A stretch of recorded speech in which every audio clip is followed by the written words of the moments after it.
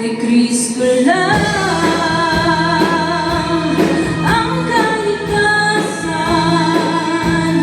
Pagsisihan mo lang ang iyong mga pagkukulang, kay Kristo lang ang kapahingahan.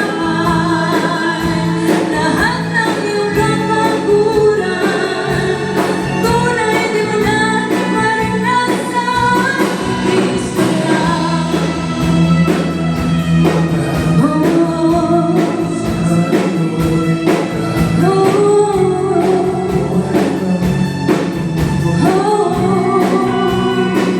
Si Kristo lang,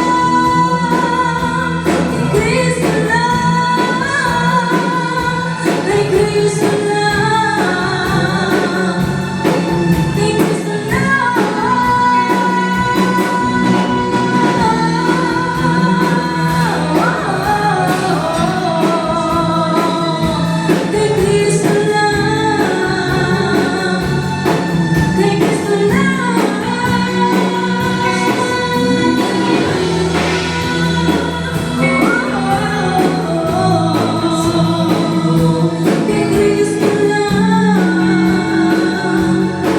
kay Kristo lang,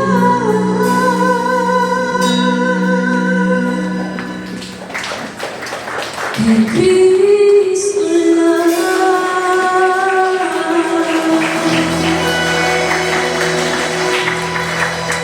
Huwag mong isipin na wala kang halaga. Maaaring sa mata ng tao, isa ka lamang sa karamihan. Maliit, hamak at hindi pansin.